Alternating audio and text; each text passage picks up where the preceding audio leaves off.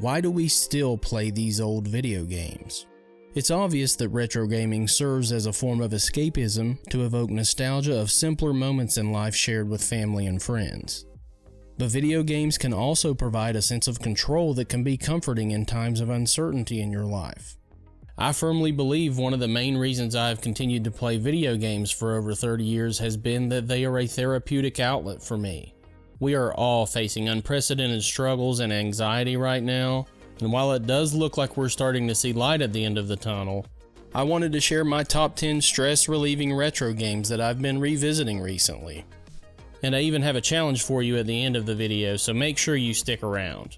Now before we begin, I want to clarify that this is not a list of my favorite games.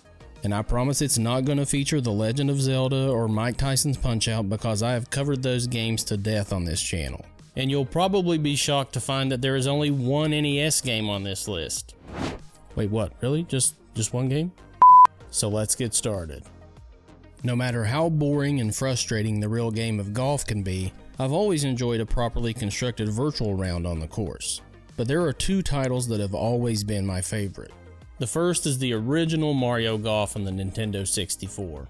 This game reminds me of sleepovers with my friends in the 90s. The pacing and sound effects are soothing, and being able to play as some of your favorite characters from the Mario franchise is just icing on the cake. I always like to play as Yoshi, and it doesn't get much better than a properly timed rainbow drive right down the middle of the fairway. My all-time favorite golf game is PGA Tour Golf 2 on the Sega Genesis. This game was a big hit with my dad, and we played it all the time growing up. I especially remember playing a few times as a foursome with my dad and two of my uncles who have sadly passed away recently. We all had a great time, and it was the only time I can recall ever seeing either of my uncles playing a video game. The gameplay and graphics hold up well today for a 16-bit game, and the instant replays along with the chirping birds and crowd reactions still keep me coming back to play years later. I didn't discover this next arcade classic until a few years ago, when I found a great Black Friday deal for a 60-in-1 arcade cabinet from Sam's Club. I mainly bought this cabinet for Donkey Kong, Galaga, and Pac-Man, but after sampling all of the other titles, I came across a game called, whatever this is, Chicks. I actually looked it up, and the true pronunciation is Kicks. You may already know this, but Kicks is an arcade title released by Taito in 1981, where you try to color in or map out a large portion of the rectangular playing field while avoiding being hit by the randomly moving enemy called the Kicks. I'm not an expert of this game by any means, but it is oddly satisfying to color in these areas while evading the Kicks. This game is a great way to de-stress, and if you ever come across it, you should give it a try. And there's a good chance you'll come across it because it's been ported to many consoles like the NES and the Game Boy. One of the last NES games I purchased before the console was discontinued was the Blue Marlin. This game is such a sleeper title for the NES, and I personally think it is a better game than the Black Bass. The process of reeling in the fish has a strategic but relaxing rhythm to it, just like actual fishing, and the randomly thrown in cutscenes and RPG elements are rewarding. Great music and visuals, along with being able to drive the boat to search for schools of fish and learn the secrets to lure the marlins, round out this game quite nicely. I wasn't a hardcore PC gamer back in the 90s, but there is definitely one 90s PC title that caught me by surprise, because I could get lost in this game for hours, and that is the original Rollercoaster Tycoon. This game was so addictive. I couldn't believe how much I enjoyed watching people stroll through the park, build roller coasters. I mean, it was even fun figuring out where to place the workers so you can clean up the vomit. You can build your dream park, then sit back and listen to the calming sounds of the crowds, while at the same time you can watch those sweet profits add up. Thankfully, you can still play this classic simulator on your Apple or Android device today. Recently, I fired up my old Sega Dreamcast for the first time in years, and it's such a shame that I didn't do it sooner. I really missed this console, and I was happily surprised with how well everything still worked. It was heartwarming to hear that familiar hum the console makes when loading a disc.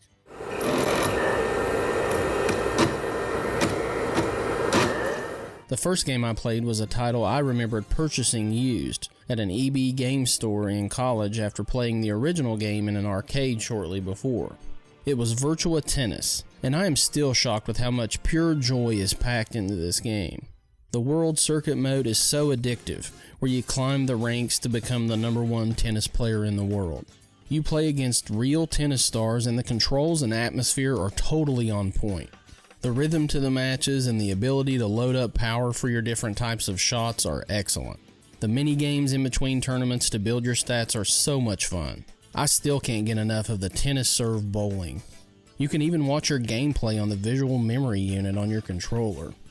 I equally love Virtua Tennis on the PSP because it's basically the same game but portable.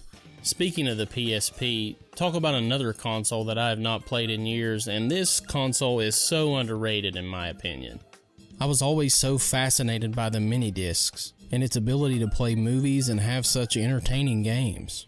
I love all the mechanical components and sound of this system, like loading and unloading the discs and feeling the hardware working in your hands. I'll stop rambling about the PSP now. Next game. Another one of my favorite Sega creations is the Sega CD add-on for the Genesis. Now, most people genuinely hate the Sega CD because of the poor quality of the games and relying heavily on the full motion video gimmick. Personally, I thought this is what made the Sega CD great. Yes, I know the video quality was pixelated and the color palette was limited, but being able to control interactive FMV movies was always a great pastime for me. Some of my favorites were the Sherlock Holmes games where you could take part in solving murders, the eerily mysterious Dracula Unleashed based on the characters from the Bram Stoker novel. I mean, there is even a lullaby on Dracula Unleashed that I used to hum to my kids when they were little to help get them to sleep. And I've already discussed in other videos that I mastered Dragon's Lair by playing the Sega CD version dozens of times. I'm sure you may be thinking, well, these really aren't video games, and I get where you're coming from. But you do have to make the right decisions at the proper time to progress in the game. I compare it to watching that favorite movie you have on VHS or DVD. But at least with these FMV games, you get a cheesy and campy video experience where you can feel more engaged than just pushing play and sitting on the couch. Many people enjoy sandbox games like Minecraft and currently Animal Crossing, which I haven't dived into just yet. The first game of this style that I remember getting obsessed with was the first Tony Hawk's Pro Skater, which I had for the Dreamcast. I remember coming home from school or baseball practice in high school and decompressing with a free skate session for an hour or two. I loved practicing the special tricks, and words like ollies, grinds, and kickflip were added to this country boy's vocabulary. This franchise was another that I loved playing on my PSP, and I would say there is a good chance you enjoyed playing at least one Tony Hawk game too.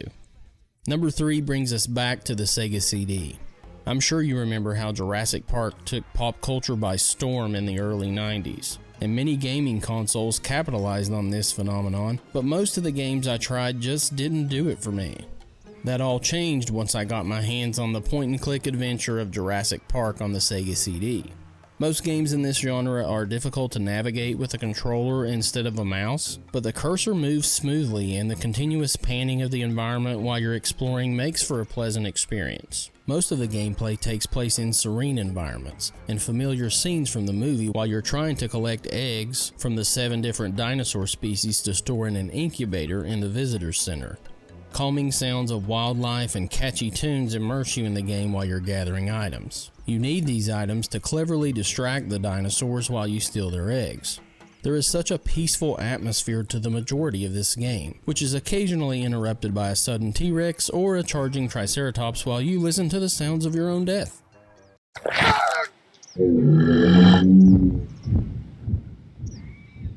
But trust me, for the most part, this game is a nice way to chill out and enjoy Jurassic Park. The early to mid-2000s were a time of declining interest in video games for me, but in 2007 my brother-in-law introduced me to Guitar Hero 2 and I was instantly hooked. This pairing of popular rock songs with a rhythm-based game using a guitar-shaped controller put a smile on your face no matter your skill level. I know I spent way too much time with this game and Guitar Hero 3 Legends of Rock, which was easily my favorite in the series. I even modded my PS2 so I could play custom songs I burned on my PC. What a great way to relax and lie to yourself that you could possibly be a rock star, even though we all know we look like giant dweebs playing it. Before I reveal my number 1, I'd like to share some honorable mentions. And these titles are my favorite fighting games. I don't feel these games fit the stress-relieving category so much because they are definitely not relaxing. They're more of a cathartic experience for one of those days where you may just feel like smashing or kicking something, you know?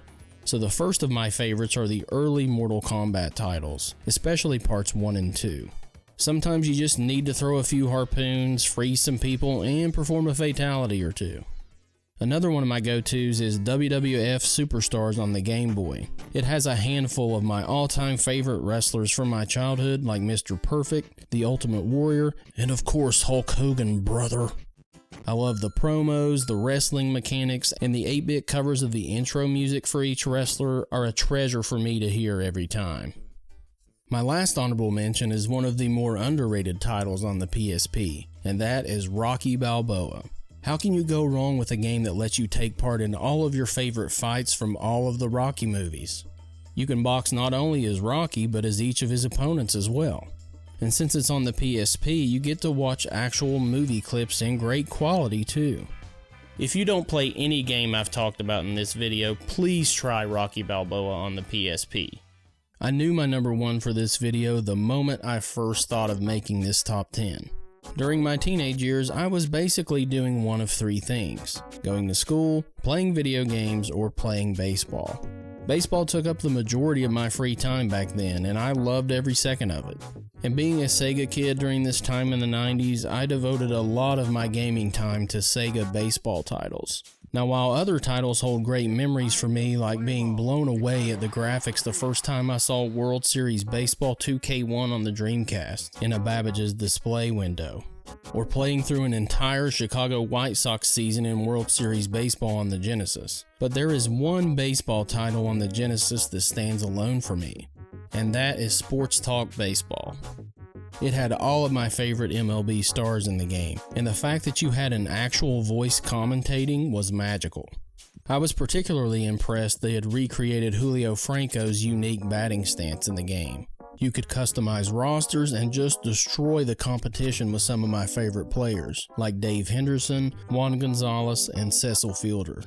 The cadence and tone of the announcer, along with the pace of the gameplay, makes for a unique 16-bit baseball title that is still just as relaxing and fun for me to play to this day.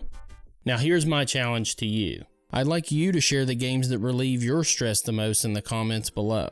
And if you're a creator, I want to encourage you to make a video of your top 10 as well. I think you'll be surprised how much fun it is to create a video like this. Special shout out to our friend Richie R for finding Mullet Boy first in our last video. Till next time guys, G3 out.